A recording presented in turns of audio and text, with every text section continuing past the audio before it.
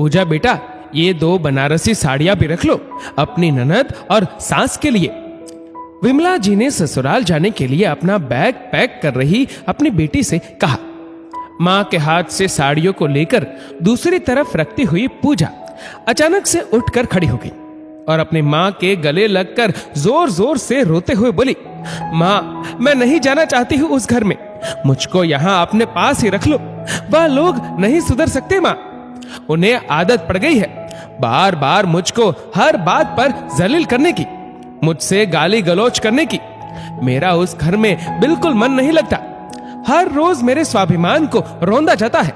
हर छोटी बड़ी बात पर आप लोगों को कोसा जाता है। आप लोगों के बारे में भला बुरा कहा जाता है। आखिर माँ, मैं कब तक बर्दाश्त करूं ये सब? सबसे बड़ी बात, आपके दामाद भी माँ की झूठी बातों में आकर मुझे झूठी समझने लगे हैं और अपनी माँ की बातों में आकर मुझ पर हाथ तक उठा देते हैं। मैं थक गई हूँ माँ, बार बार अपने बारे में सही होने की सफाई देते हुए। अब मुझसे बर्दाश्त नहीं होता माँ। आप हमेशा मेरे साथ मेरे ससुराल वालों को खुश करने के लिए महंगी महंगी चीजें भेजते रहते हो ताकि वह मुझसे खुश रहे और मुझसे अच्छा व्यवहार करे। पर माँ, उन लोगों को आप अपना सब कुछ भी दे देंगी तो भी वह खुश नहीं होंगे। मुझको उस नर्क जैसे घर से निकाल लो माँ। मैं आपके ऊपर बोझ नहीं बनूंगी, खुद कमा कर खा लूंगी। पूजा की माँ की आंखों से भी अपनी बेटी का दर्द देखकर आंसुओं की गंगा जमुना बह रही थी। उन्होंने अपने आप को शांत किया और पूजा के सिर पर हाथ रखते हुए उसको प्यार से अपने पास बिठाया और बोली, मत रो मेरी बच्ची, मत रो। हर औरत किसी न किसी रूप में कुछ न कुछ बर्दाश्त करती है। जैसा भी है तेरा ससुराल है, अब तेरी पहचान उस घर से ही है बेटा। क्या करे, तेरी किस्मत में, तेरे नसीब में यही परिवार लिखा हुआ था। भगवान ने दामाद जी को ही तेरे पति के रूप में लिखा था, उसको हम कैसे बदल सकते हैं? सब नसीब की बातें होती है बेटा। तेरा नसीब ही ऐसा है, पर तू देखना, थोड़े दिन में सब सही हो जाएगा। ऐसे कोई अपना ससुराल और अपना पति छोड़ने की बातें थोड़ी करता है। ऐसा करने से समाज में कितनी थू-थू होती है।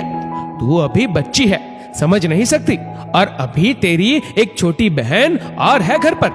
तेरे ऐसा करने से उसकी शादी नहीं हो पाएगी। ये सब नसीब की बातें होती है बेटा। अब तेरा नसीब ही ऐसा है तो कोई क्या कर सकता है? अपने नसीब के साथ समझौता करके जीना सीख ले बेटा। अपनी माँ को, अपनी बड़ी बहन को ऐसी बातें समझाते देख तभी वहां पर पूजा की छोटी बहन प्रतीक्षा कमरे में आई और अपनी माँ से बोली, अरे माँ, दिन भर आप हमें अपने जिगर के टुकड़े कहती रहती हो। कोई अपने जिगर के टुकड़ों को जानते हुए भी आग के हवाले करता है तो उससे बड़ा उनका कोई दुश्मन नहीं होता।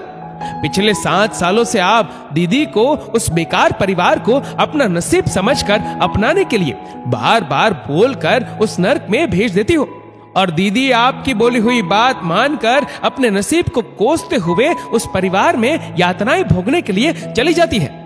क्योंकि अगर वह ऐसा नहीं करेगी तो समाज में आपकी और बाबूजी की इज्जत खराब हो जाएगी। मेरी शादी नहीं हो पाएगी, बस इसलिए ना माँ। इसके अलावा आपके पास और कोई कारण नहीं है ना दीदी को उस घर में भेजने का?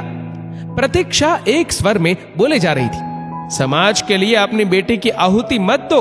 किस्मत से मिली बेटियां नसीब के भरोसे नहीं छोड़ी जाती माँ।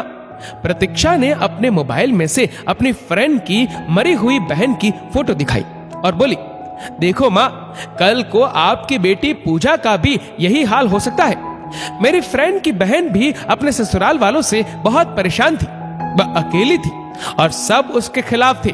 उसकी माँ भी उसको अपना नसीब समझकर ससुराल में मिल रही यातनाएं भोगने के लिए बोलती थी, और आज इसने इन सब दुखों से मुक्ति पाली। सब लोगों को अपनी परेशानी बताई पर किसी ने साथ नहीं दिया, तो इसने मौत को गले लगाकर अपने दुखों से खुद ही मुक्ति पाली। प्रतीक्षा रोते रोते बोली, माँ, कल को डर लगता है दीदी कोई ऐसा कदम ना उठा ले। दीदी धीरे धीरे उदासी और डिप्रेशन में जा रही है माँ। उसको हमारे साथ और सहारे की जरूरत है। जहाँ सम्मान नहीं होता वहाँ किसी स्त्री का रहना एक जानवर के बराबर है। माँ, रोक लो दीदी को, उसे नसीब के भरोसे मत छोड़ो।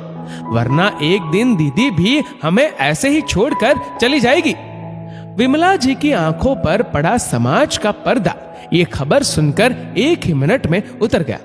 उन्होंने अपनी दोनों बेटियों को अपने गले से लगा लिया और बोली, बस अब मत रोना मेरी बच्चियों। समाज में इज्जत खराब होने का डर दिमाग में इतना हावी हो जाता है कि हम उस डर के आगे अपनी बच्चियों के दुख दर्द भी नहीं देखना चाहते। विमला जी गुस्से में आकर बोली, अरे भाड़ में जाए ऐसी इज्जत जिसकी कीमत हमारी बेटियां अपनी जिंदगी को अपने माँ बाप की इज्जत के लिए स्वाहा करके अपने आंसुओं से चुकाती रहे। विमला जी प्रतीक्षा को बोली, सच कहा बेटा तूने, हमारे जिगर के टुकड़े हमारी बेटियां नसीब के भरोसे छोड़ने के लिए नहीं होती। माना कई बार बेटियों का गलत जगह गलत रिश्ता तय हो जाता है, पर उस रिश्ते को बेटी का नसीब मानकर जिंदगी भर उसे निभाने के लिए कहना सच में एक बहुत बड़ी गलती है। विमला जी पूजा को चुप कराते हुए बोली, बस बेटा बस, अब मैं तुझे नसीब के हवाले नहीं छोड़ूंगी, बल्कि अब तेरा नया नसीब खुशियों से लिखूंगी। अब तू नहीं जाएगी उस घर में जहां तेरी कोई इज्जत नहीं। तू यहाँ तेरे घर में अपनों के साथ वापस पहले के जैसे मुस्कुराते हुए जिएगी। हम सब तेरे साथ है बेटा। पूजा की आंखों में अब सुकून था कि उसके परिवार ने उसे नसीब के भरोसे ना छोड़ अपनत्व दिखाया और जीवन के इस कठिन पड़ाव में उसका साथ दिया। दोस्तों, इस वीडियो को लेकर आपकी क्या राय है नीचे कमेंट करके जरूर बताएगा। और अगर आपको वीडियो अच्छा लगा हो तो इस वीडियो को लाइक करेगा, शेयर करेगा ज्यादा से ज्यादा लोगों तक। और ऐसे ही और भी इंस्पिरेशनल वीडियोस के लिए सब्सक्राइब करें हमारे यूट्यूब चैनल को और फेसबुक पर फॉलो करें हमारे पेज को। धन्यवाद।